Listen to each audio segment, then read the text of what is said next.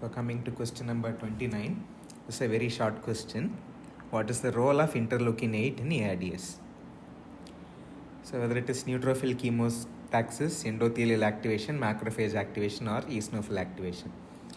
This has to be a one-liner. You have to remember it as neutrophil chemotaxis. So this question can come in medicine as well as it can come in microbiology also. I think you would have remembered in microbiology there's a table which you have to remember. The various interleukins activated by which cells, what are its functions. Remember, interleukin 8 is for neutrophil chemotaxis and neutrophil activation.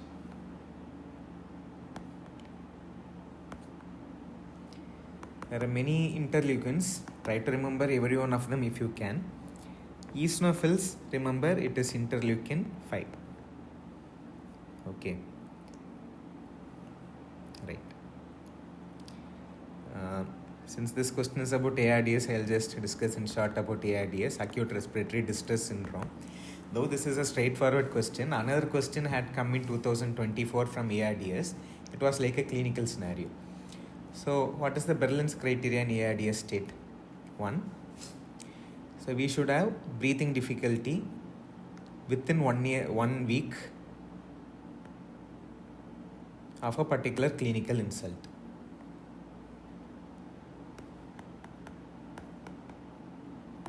So this is a clinical criteria. The second criteria is imaging criteria. There should be bilateral lung opacities in X-ray which is not explained by any other clinical diagnosis. This is an X-ray finding. Third one, we have a ABG finding or a PF ratio, that is PaO2 FiO2 ratio. PaO2 is the arterial partial pressure of oxygen of the particular patient, and FiO2 is the fraction of inspired oxygen. Remember, when we breathe room air, the FiO2 is 0.21 or 21%. So the normal ratio has to be more than 300. So if the ratio is more than 300, it is normal. 200 to 300, it is mild ARDS.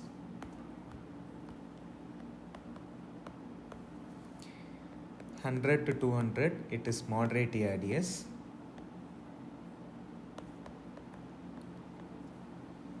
And less than 100, it is severe ARDS. So one clinical criteria, that is patient should have shortness of breath within 1 week of a particular clinical insult. So what is that clinical insult? It could be anything, which means anything which can directly affect the lung also can cause ARDS. For example, a patient is having a pneumonia, it can worsen to ARDS. It's a direct lung disease.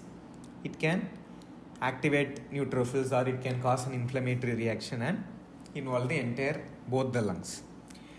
Or we can have drowning. Drowning is also something related to lung damage. Or we can have any aspiration pneumonitis like kerosene aspiration, etc. So these are lung diseases. When a particular damage occurs in one lung, it triggers an inflammatory reaction. Many cytokines get released. They damage both the lungs, causing ARDS. The clinical insult can also be non-pulmonary. So this category forms most of the scenarios. For example, assume this scenario. A patient was given a blood transfusion. So within 6 hours, he develops a breathing difficulty. X-ray is taken, it shows opacity. PF ratio shows reduced PF ratio. So what is this? It is TRALI, transfusion reaction associated lung injury. So it occurs in the background of a transfusion. It is not a direct lung condition, but on transfusing, the donor cells have some interleukins or have some cytokines which cause this lung injury. So another one is burns. So you can have burns, pancreatitis. These are some surgical conditions which lead to systemic inflammatory response syndrome, which damages the lung and lead to ARDS. So remember, ARDS is also a part of the systemic inflammatory response syndrome. Any condition like a sepsis, infection, trolley burns, pancreatitis, trauma, anything can which leads to SARS can also damage the lung. Lung damage is called ARDS, that's all. Okay, so this is about the ARDS criteria and some possible clinical scenarios which can come. I also compiled another small table. Maybe it may be useful in some places. I didn't compile every TNF alpha. I just want to mention a few medical aspects of TNF alpha. For example, we know very well about TNF alpha and interleukin 1. They are the major pro-inflammatory cytokines. Maybe in last minute, if you are confused about the terms inflammation and immunity,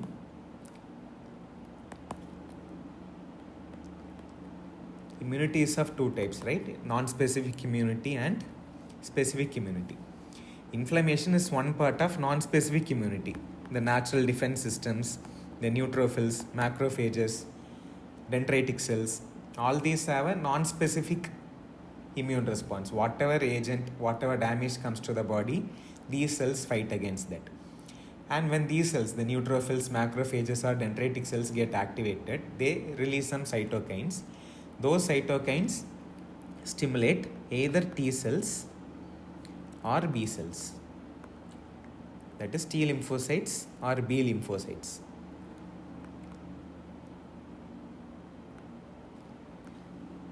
These are called specific immunity because when T cell gets activated, they get transformed into few cells like Th1 cells, Th2 cells, etc. and they go on to mediate cell-mediated immunity.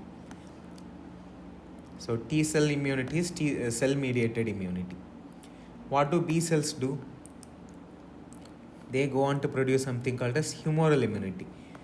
That is, these B cells finally become plasma cells. Plasma cells secrete immunoglobulins. We have 5 immunoglobulins, right? IgG, IgA, IgM, IgG, IgE and IgD gamed.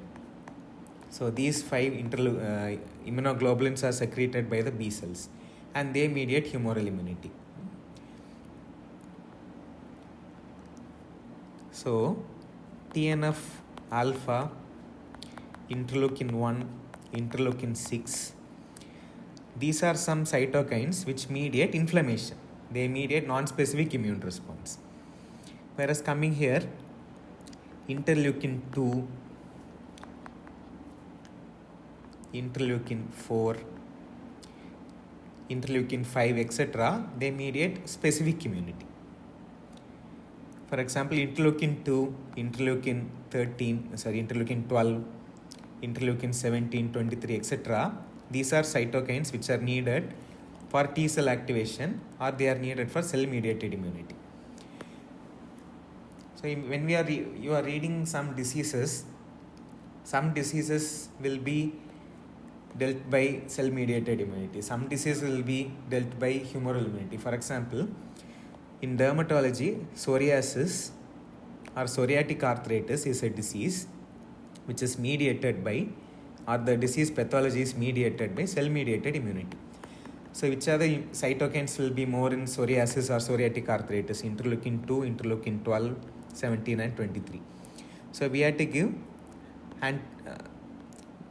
drugs which act against these cytokines. Whereas consider some other diseases like rheumatoid arthritis or bronchial asthma or like allergic conditions. Their pathogenesis is mainly mediated not by cell-mediated immunity but by humoral immunity. So corresponding antidotes will help. So if you read more about the mechanisms, or you can correlate somewhere, some MCQs may help.